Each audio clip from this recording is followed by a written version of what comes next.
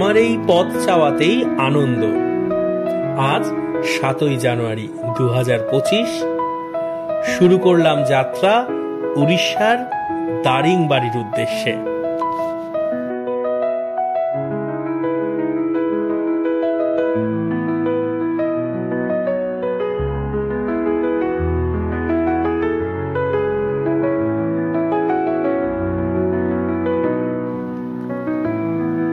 রাত 11:55 আমাদের train Chennai mail, কিন্তু খবর পেলাম ট্রেনের সময় পিছিয়ে হয়েছে পরের দিন সকাল 8:15।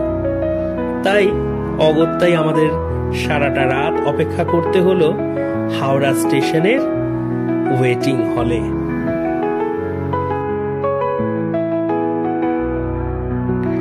ট্রেন লেট হওয়ার যে বিরক্তি, সেটা মনের ভেতর আর বেশিক্ষণ পুষে না রেখে একটা পজিটিভ ভাইব নিয়ে শুরু করলাম আমাদের যাত্রা। চেন্নাই মেল ছাড়লো সকাল 8:15 আর ব্রহ্মপুর স্টেশনে পৌঁছলো রাত্রি 8:30।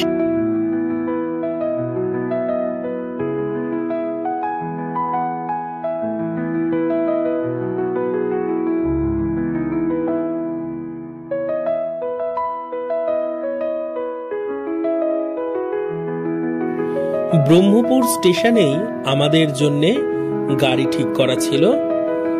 আমরা সেই গাড়িতে করে রওনা হলাম দারিংবাড়ি হোটেলের উদ্দেশ্যে। পৌঁছতে সময় লাগবে প্রায় 3.5-4 ঘন্টা।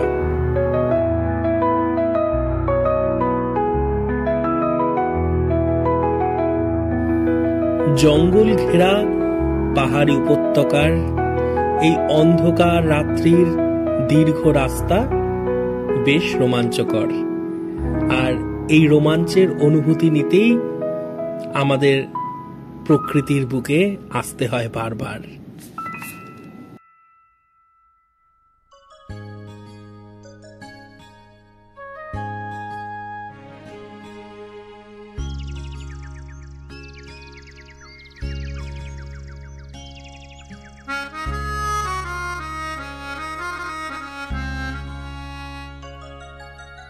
আমরা আছি দারিংবাড়ি স্নোভিউ হোটেলে। সকাল হতেই আমরা বেরিয়ে পড়লাম হোটেলের চারপাশটা ঘুরতে।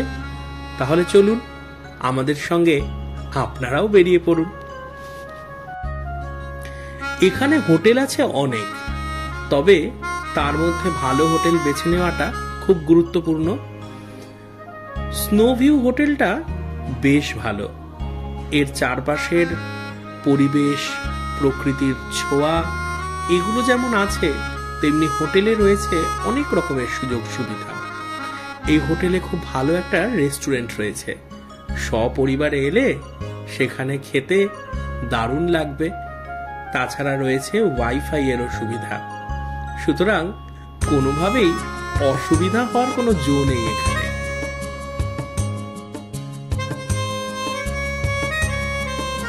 প্রতিদিনের ঘড়ি বাঁধা সময় ধরে চাকরি করার পর নিজের জন্য আলাদা করে সময় বের করা সেরকম ভাবে হয়ে ওঠে না। তাই নিজেকে নিজের মতো করে খুঁজে পাওয়ার, চেনার জন্য একটু ঘুরে আসার চাইতে ভালো কোনো উপায় আর হয় নাকি? তা তো হয় না। আর যখন পিপাসার্ত বাঙালি, যার মন সব সময় ভ্রমণের জন্য পিপাসার্ত, তার জন্য তো হয়ই না। প্রাকৃতিক সৌন্দর্যকে ভালো করে উপভোগ করার জন্য আমরা বরাবরই একটু নিরিবিলি জায়গা বেছে নিই, যেখানে মোবাইল ফোনের রিংটোনে নয়, ঘুম ভাঙবে পাখির ডাকে। এবার তাই সপরিবারে দারিংবাড়ি।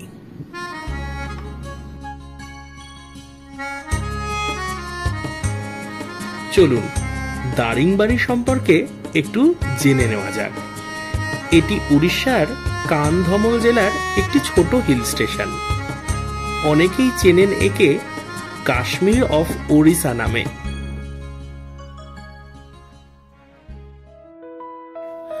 কুই ভাষায় দারিং শব্দের অর্থ উপত্যকা, আর বাড়ি অর্থে ঘর। সেই দিক থেকে দারিংবাড়ি শব্দের অর্থ হল উপত্যকার বাড়ি। এই পার্বত্যময় জায়গাটি সমুদ্রপৃষ্ঠ থেকে 915 মিটার উচ্চতায় অবস্থান করছে। পূর্বঘাট পর্বতশ্রেণীর বিভিন্ন শৃঙ্গগুলি উঁচু নিচু তরঙ্গায়িত ছন্দে শহরটিকে ঘিরে আছে। অপূর্ব নৈসর্গিক পরিমণ্ডল স্থানটিকে স্বর্গীয় মাধুর্য দান করেছে। এর চতুর্দিকে কোথাও পাইন জঙ্গল, কোথাও নিবিড় শালবন, কফি বাগিচা বা সবুজ উপত্যকা যেন প্রকৃতি প্রেমী পর্যটকদের হাত ছানি দিচ্ছে।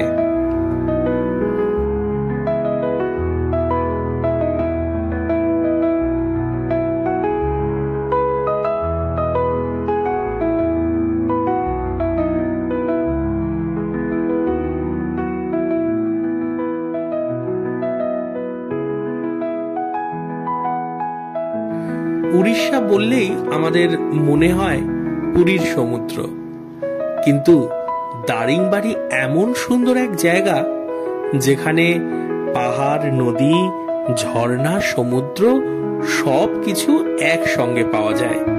তাই সুযোগ পেলে অবশ্যই ঘুরে দেখে নেওয়া দরকার দারিংবাড়ি।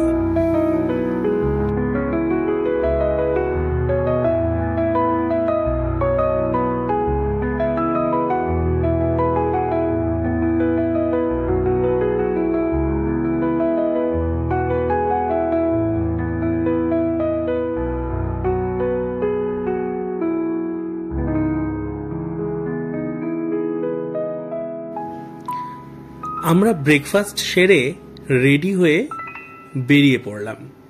হোটেলের চারপাশের বাগানটায় কিছুক্ষণ ঘুরলাম, তারপর গাড়ির জন্য অপেক্ষা। ততক্ষণ দোলনায় চড়ে গল্প করে ঘুরে বেরিয়ে সময়টা কাটিয়ে দিলাম। এরপর গাড়ি এলে আমরা বেরিয়ে পড়ব সাইট সিন দেখতে। সাইট সিনে আমরা কি কি জায়গা দেখব, ঘুরবো, সেগুলো আমরা পরের এপিসোডেই জানাবো। ততক্ষণ পর্যন্ত আপনারা আমাদের সঙ্গে থাকুন। আমরা খুব তাড়াতাড়ি ফিরব দারিংবাড়ি দ্বিতীয় পর্ব নিয়ে।